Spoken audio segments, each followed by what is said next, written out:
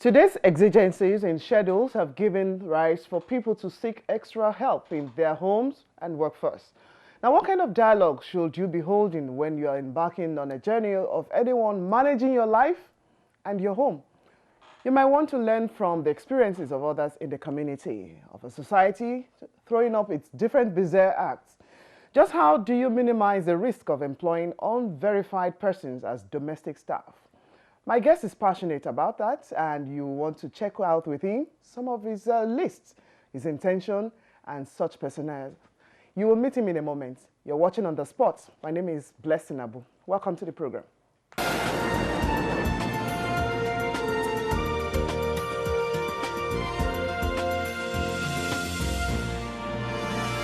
My guest is a project manager and information technology professional based in Atlanta, Georgia, in the United States of America.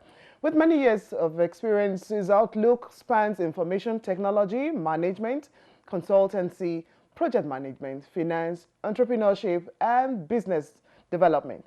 Now, his work experience cuts through 3 continents: Africa, Europe, and North America, having worked in Nigeria, United Kingdom, and United States of America. Now you will ask him, yes, what has that got to do with what I'm going to be talking about? Well, as you meet my guest, the founder of checkmypeople.com, Chudi, Obifuma. Welcome to the program. Thank you very much. It's an honor to be here. Same here. It's an honor to have you join us on the program. Now, I started by giving something relating to what people say, maybe it's philosophical. Right. Why do I need to check out my domestic staff? Well, really, I could just get them anywhere. Yes. So, really? How safe is that? Yes. I think the fundamental issue is Nigerians, we do need domestic helps to help us, with our different services in the home. The days of stay-at-home moms is now a luxury.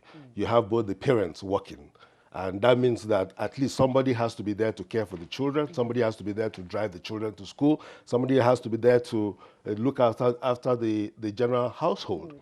But the problem we have is the way we recruit people. It's based on word of mouth. That is faulty because we trust people. We can trust our driver to get us a cook. On what basis does he qualify to get a cook? We don't know. We don't know who these people are. We don't know where they've been. We don't know what they have in their background. We don't know their health status. But we take them based on trust.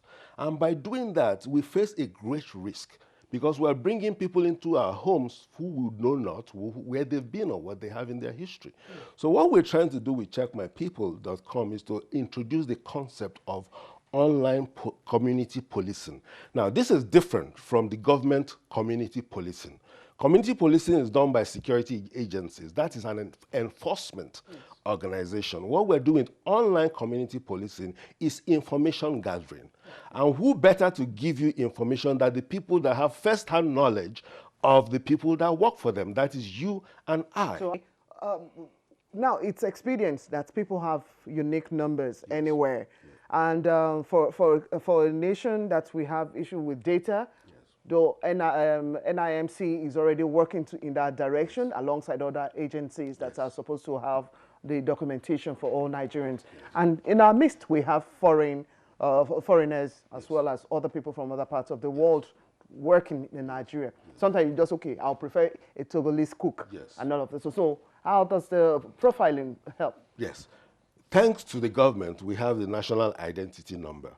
And the national identity number is not limited to Nigerians alone. It's also available to legal residents from different parts of the country. So whether it's a Togolese cook or a Ghanaian driver, they are able to get enrolled with an NIN. Now, the reason why we want an NIN is that there's this wall of silence because somebody can come into your house under an alias, an assumed name, commit an infraction in your home, you get angry, you fire that person. He's going to go right to the next town and continue and come in as a different name and continue to perpetrate the same crime. But with the NIN and with the record that we keep on them, on our platform, they cannot run away from their identity. Now, the first step of enrollment after getting the NIN from the National Identity Management Commission is you as an employer will require it of your employees. So if you are interviewing a driver today or a cook today or even an agency is providing you one, you must demand that they get an NIN for that person. Now, with that NIN, you can come on our system and verify that NIN against the NIMC national database. Okay. That ensures that they are who they say they are. That's the very first step of verification.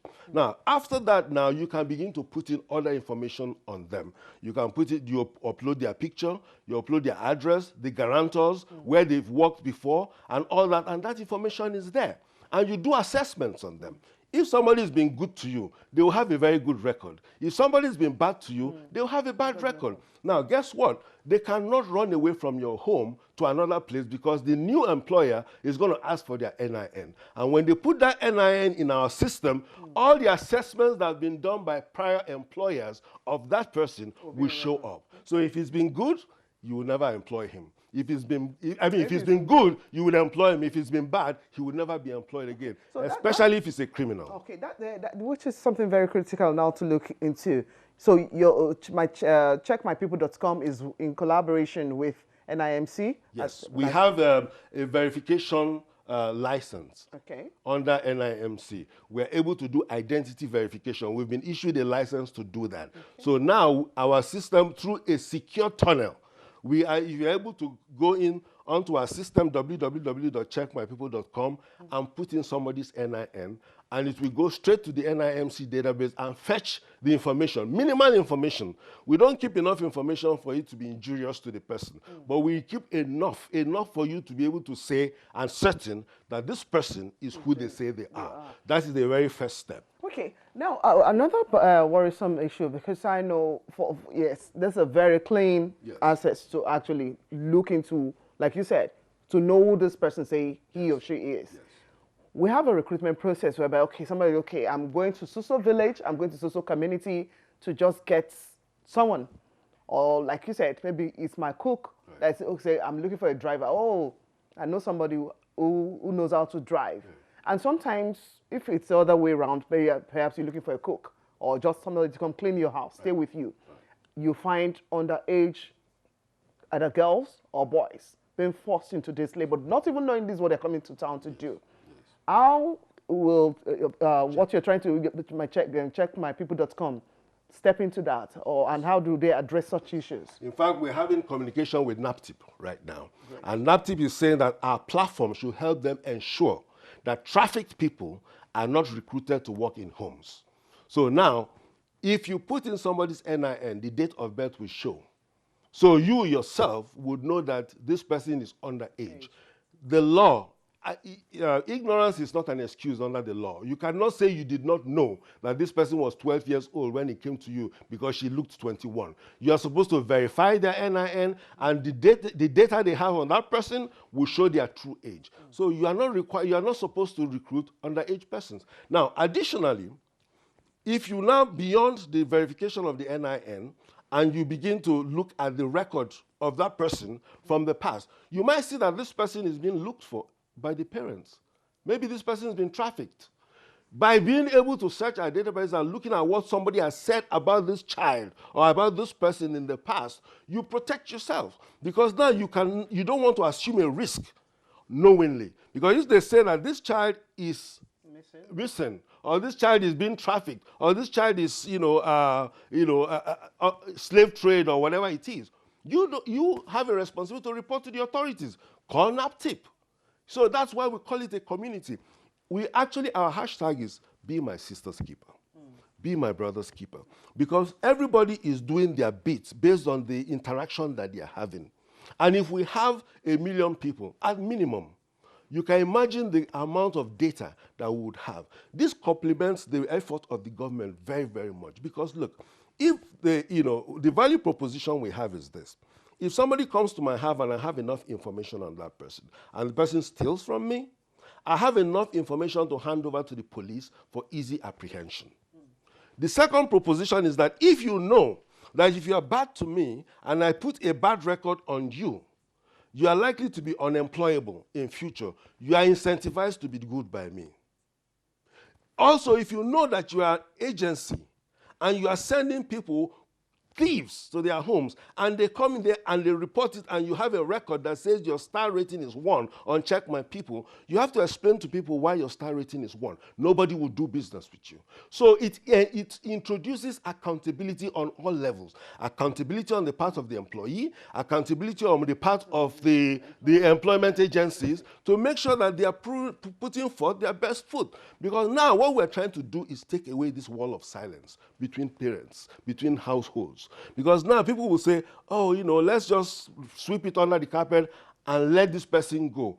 But you think you've done well for yourself, but you have unleashed a criminal on the rest of the society. Family. The next family that pulled that person into their home unknowingly, they might commit another crime. Because you find that most of crimes are committed by repeat offenders. And as the time goes on, the crimes become more egregious. Back in the days when our children were little, it would be theft. But now you're having kidnappings. You're having people, cooks poisoning food. Pedophiles. So we want to make sure that people like that have no business in the homes of Nigerian people. Okay, when we get back from this break, because we'll take a break now, you said this is non-profit. You're not collecting anything. Yes. What's the need for you, and what other means to actually get this passion that you have for the same security measures to others? We'll find out from you after this break. Thank you. You're watching NTA News 24, and the program is On the Spot. My guests, Chudi, Obifuma, checkmypeople.com. We'll be right back with him after this break. Advertising your goods and services on the right channel gives you an edge over your competitors. NTA News 24 has all the platforms for your target audience. The station is on DSTV channel 419, GoTV channel 46, StarTimes channel 101, and Free TV channel 703. With our digital format and wide range, we can reach your customers in next to no time. We are eager to promote your business, goods, and services. So partner with us for a very rewarding business experience. For more information, please call Henry on 0803-379-0884 or visit our office at NTA Headquarters, Area 11, Garki, Abuja. NTA News 24. News and more news. Welcome back. If you just tuned in, the program is On the Spot, and the founder of checkmypeople.com, Chudi Obifuma, is still on the seat. And before the break, I asked the question of the passion. What's in it for you? Why must we go this way at this time? Well, I mean, like you earlier mentioned, I have a passion in technology. I have a career in technology and a project manager. And at some time, you begin to think, what can you give back to society? And when I looked at it, I saw one of the main causes, one of the main problems we have in Nigeria today is hiring unverified persons as domestic helps in our homes. And I said, how can I leverage technology to help my people to be able to address this? And we're not using technology. It's a very basic way of using technology. So we said we'll introduce a platform that will allow you and I, for free, to come in and join and form a community on a database that's in the cloud. So we said we'll give people the opportunity to document the people that they currently work for. Because don't forget that these people will move from home to home. They will seek employment. So if everybody at the start document the people they have, we have generated a lot of data that constitutes their work history. But technology today, yes, in as much as people have embraced a whole lot, but then you still know we have a wide gap. How do you see us closing in on that? So for people to actually come, is enough for people to say, okay, I have enough data to actually even just go through the regular social media handles that they have. Right. But now coming back to be active on such a community, how do we close in on such technology? We've tried to make it as easy as possible, because you can use it on your laptop, you can use it on your phone. All we do is we try not to ask as many questions as possible to save data. We try to get to the point, to make it as simple as possible. It's with 2 questions. What's your email address? What's your password?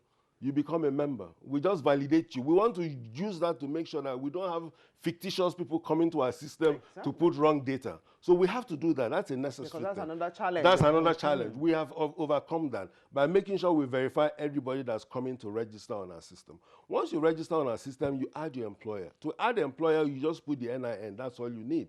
We go to the national database. We have to charge for that because NIMC charges for that, but that's besides the point. But, you know, it's a minimal amount. But with that, we can say, at least this person is who they say they are. And with that, you can now set up a record. You put on their phone number, click. You can even use your phone, take the picture and upload it because it's important. That's what we give to the police if anything happens. And, you know, the assessment is this person trustworthy? Is this person hardworking? You give them a rating of 1 to 5.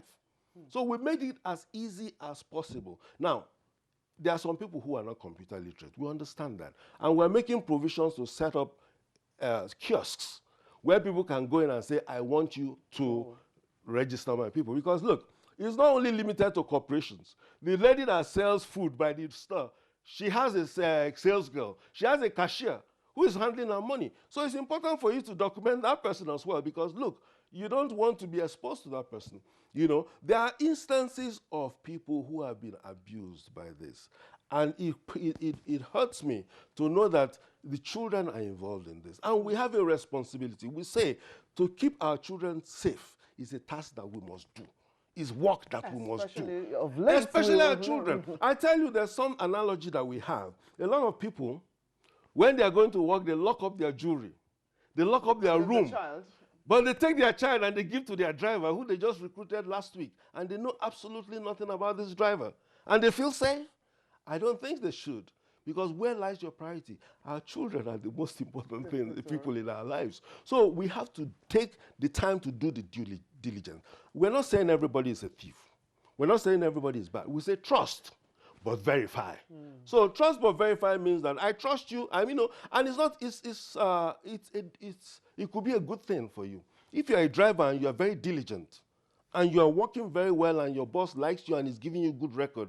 If I'm looking for a job as that driver, I should be able to say to my future employer, go check me out on Check My People and see what my prior employers have said about me.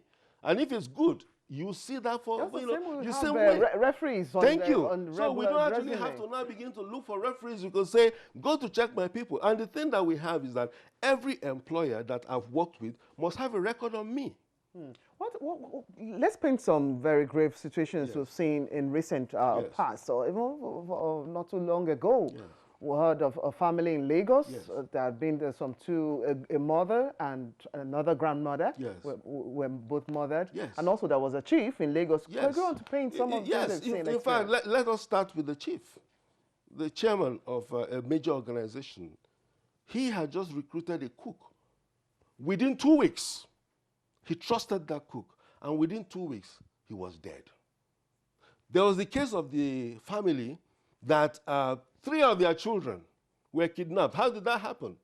This husband and wife team had an agency which was fake, and they were using it to place the wife in the homes of innocent families. She would come in as a nanny and gain your trust by working diligently.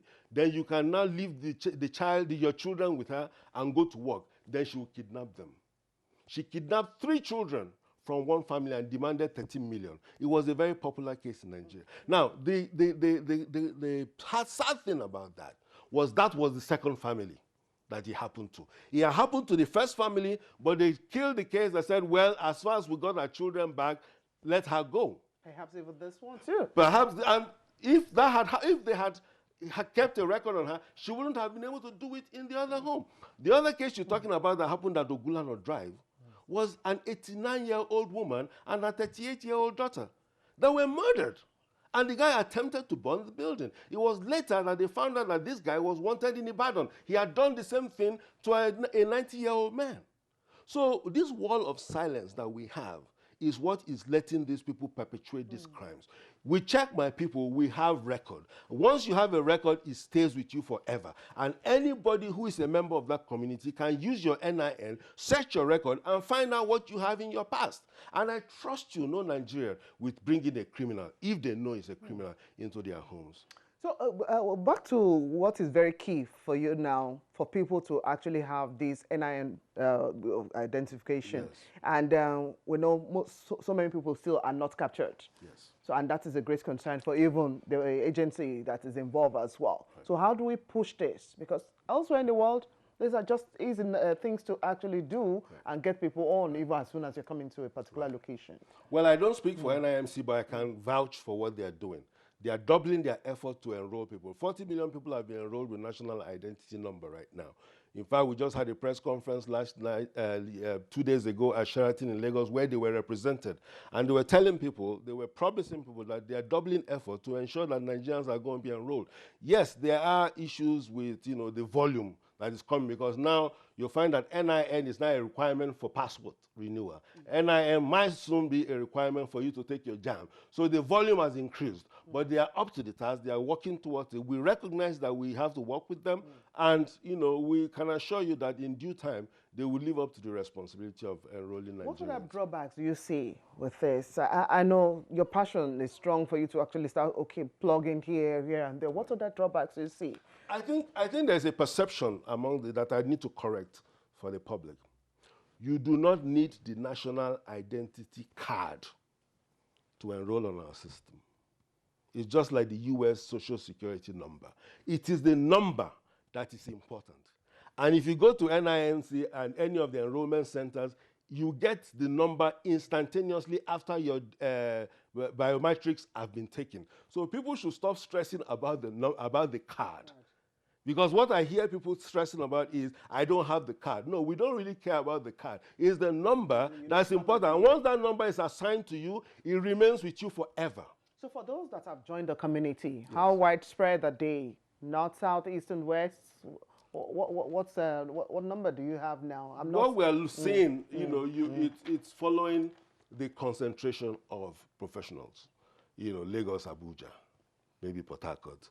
But that's not enough.